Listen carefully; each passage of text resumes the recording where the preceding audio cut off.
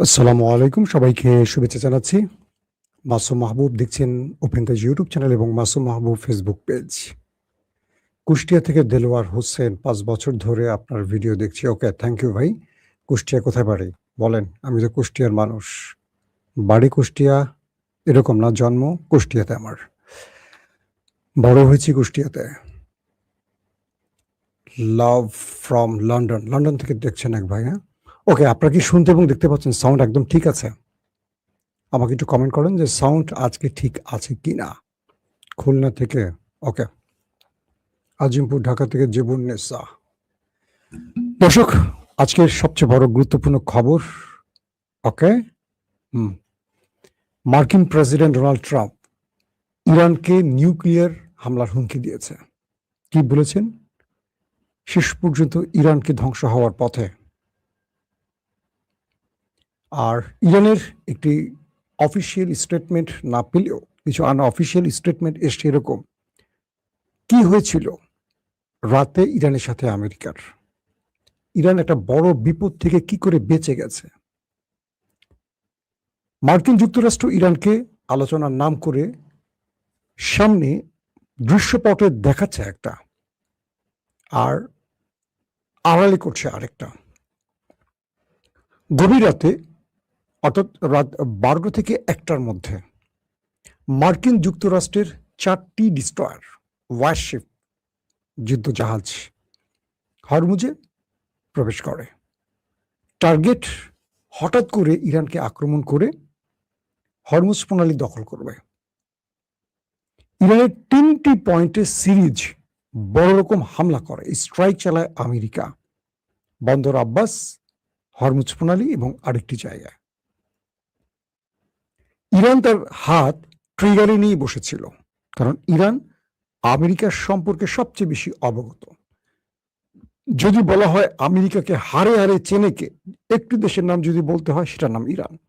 যদি 10টি দেশের নাম বলা হয় তাহলে সবার আগে ইরান। বুঝতে পারছেন? ডোনাল্ড ট্রাম্প তিনি ইরানকে বিভিন্ন রকম আলোচনার টেবিলে রাখছেন প্রতিদিনই। আজকে একটা, কালকে একটা, সোশ্যাল মিডিয়ায় বড় বড় কথা বলছেন, কিন্তু আলোচনার টেবিলে রাখছেন যাতে ইরান একটু ঘুমিয়ে পড়ে বা ইরান একটু শান্তিতে বিশ্রাম নিতে পারে, কারণ ওই সময়টিতেই অ্যাটাক করবে। মুসলিম হিস্ট্রি যারা পড়েছেন কম বেশি, তারা জানবেন যে মুসলমানদের সাথে সেই বদর, উহুদ, খন্দক থেকে শুরু করে আজ অবধি ওই বিশ্বাসঘাতকরা পেছন থেকে এভাবেই কাজ করতে চায়। সেটা অটোমান বলেন, ওসমানী বলেন, উমাইয়া বলেন, সেলজুক বলেন, হ্যাঁ, যত সাম্রাজ্য আছে দেখবেন ওরা এই কাজটি করে। কিন্তু মুসলমানরা যারা ইমানের শক্তিতে বলিয়ান, তারা কখনো হাত ট্রিগার থেকে সরায় না। তো ইরানের গুরুত্বপূর্ণ কয়েকটি স্থানে অ্যাটাক করে, হরমুজ দখলের চেষ্টা করে। ইরান তখন সঙ্গে সঙ্গে পাল্টা প্রতিরোধ করে, অর্থাৎ ইরানকে অ্যাটাক করে যখন দুর্বল করবে এইরকম একটি অবস্থা, ইরান সেখান থেকে অল্প সময়ের মধ্যে ঘুরে দাঁড়ায়। ইরান বলছে পৃথিবী হয়তো জানছে না, কে বলছে? ইরান। আসলে কি হয়েছিল সেই রাতে?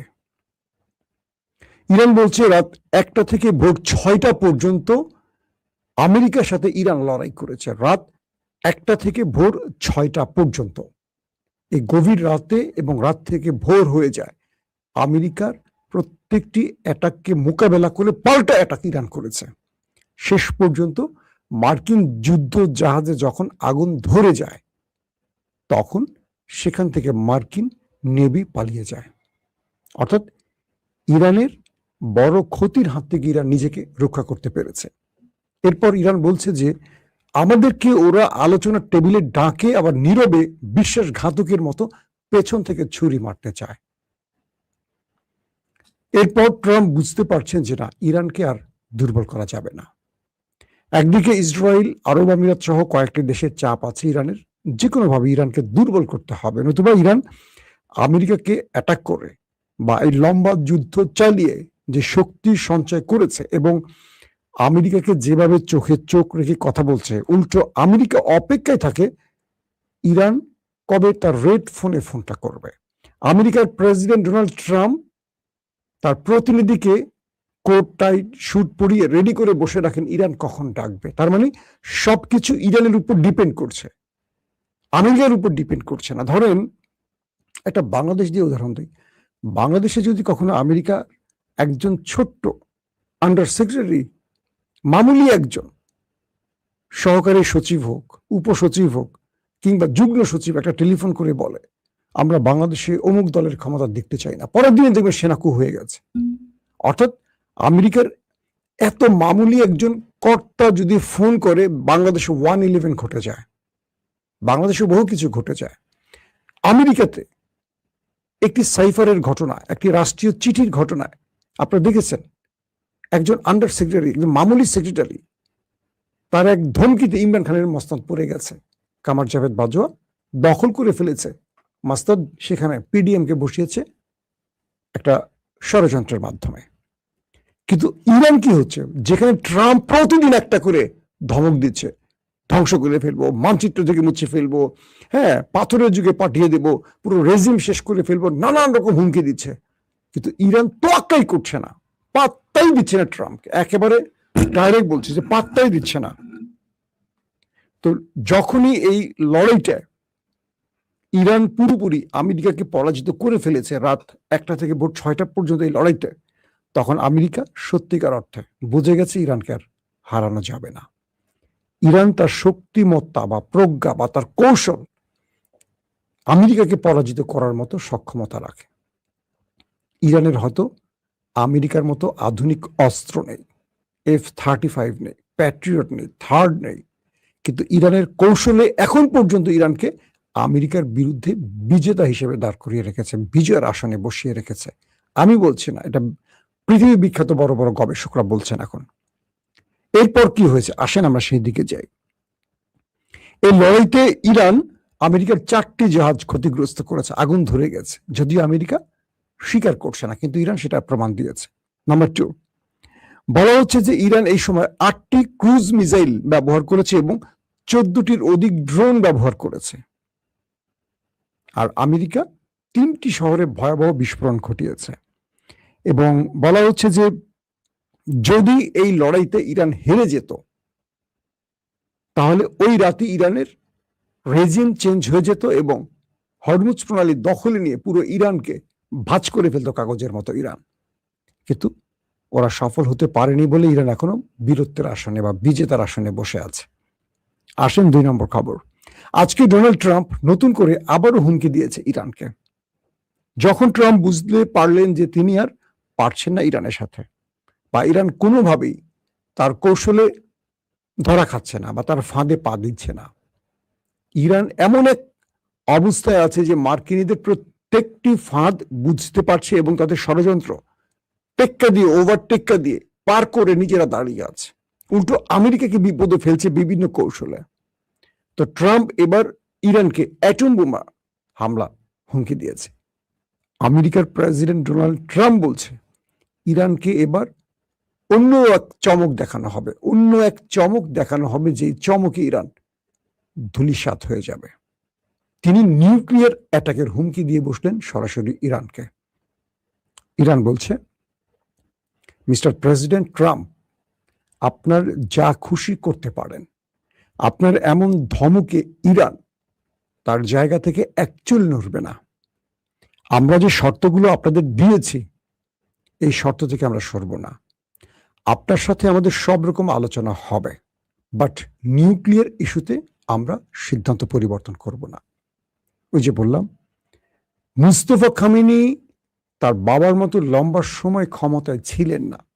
আমি যদি বলি যে আয়াতুল্লাহ আলী খামেনি তার সারা জীবনে 100টা ভালো মন্দ কাজের মধ্যে 99টা ভালো কাজ করেছেন, কিন্তু একটি ভুল সিদ্ধান্ত নিয়েছেন তার জীবনে।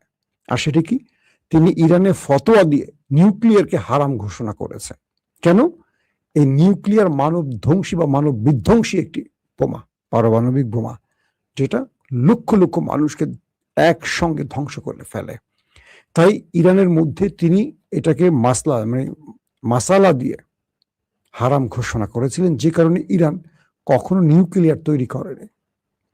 যার ফলশ্রুতিতে আজকে আমেরিকা, ইসরায়েল ইরানে হামলার সুযোগ পেয়েছে।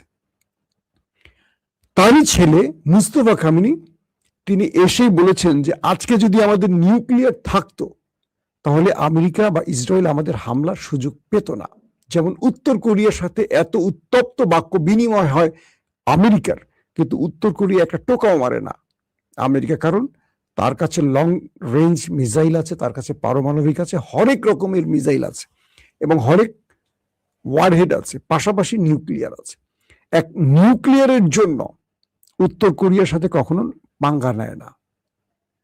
তো ইরান এখন এই নিউক্লিয়ার যেটা তাদের কাছে সমৃদ্ধকরণ আছে, প্রায় 60% ইউরেনিয়াম সমৃদ্ধ করা আছে, এটি 90% হলে একটি পারমাণবিক বোমা তৈরি করা যায়।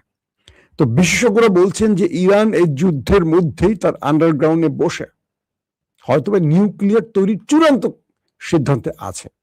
এখন এখানে দুরকম তথ্য পাওয়া যায়। এক, হয় ইরান তৈরি করে ফেলেছে, এই জন্য ইরান আমেরিকাকে তোয়াক্কা করছে না, কারণ যখনই আমেরিকার নিউক্লিয়ার অ্যাটাকের চূড়ান্ত সিদ্ধান্ত নেবে ইরান জানবে, দেখা যাবে সেই দিন ইরান রাতে কোন একটি জায়গায় নিউক্লিয়ার অ্যাটাক মানে পরীক্ষা চালিয়ে বসবে। হতে পারে ইরান একদম চূড়ান্ত পর্যায়ে আছে, তৈরির একদম কাছাকাছি আছে, নানান রকম বাধা বিপত্তির জন্য হয়তো পারছে না, সেখানে হয়তো ইরান আছে, হয়তোবা ইরান করে ফেলেছে জানাচ্ছে না, ইসরায়েলের মতো। এরকম অনেক তথ্য আসে, তথ্য তো আমার বানানো না, অনেকেই বলেন যে ভাই সে অনেক আগে থেকে শুনছি, কিন্তু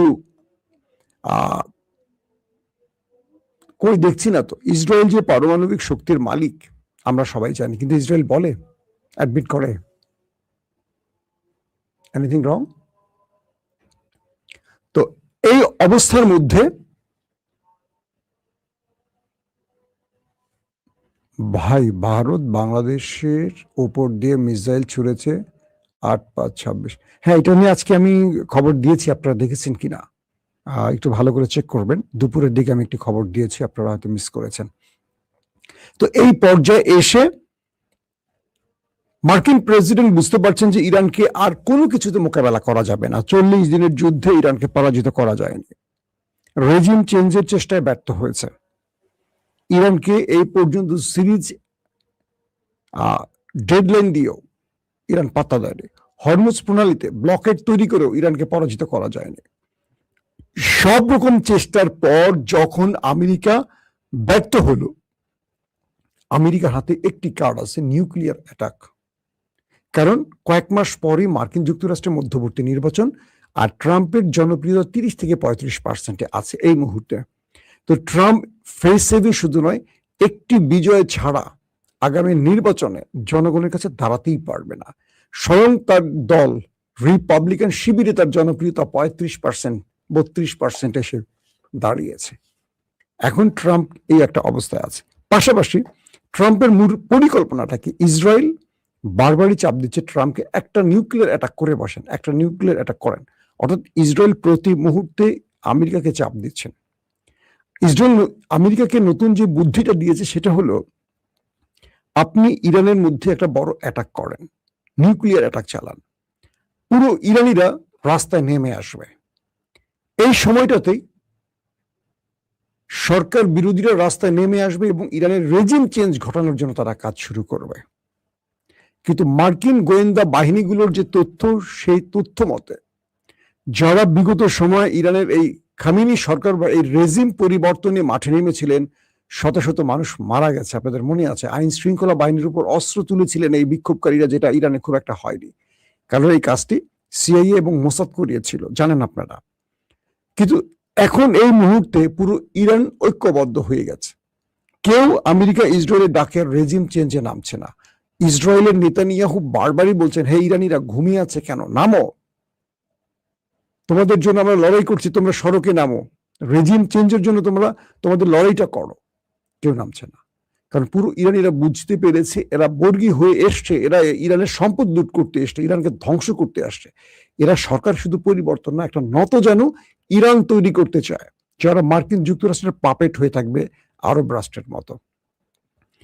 এখন নিউক্লিয়ার অ্যাটাকের পর পুরো ইরানিদেরকে রাস্তায় নামিয়ে রেজিম চেঞ্জের একটা নাটক করতে চায় এবং এর মাধ্যমে ইরানকে পরাজিত করতে চায়। আর ইরান বলে দিয়েছে, আমেরিকা তোমার যত চেষ্টা সব করতে পারো, বাট ইরান নত হবে না।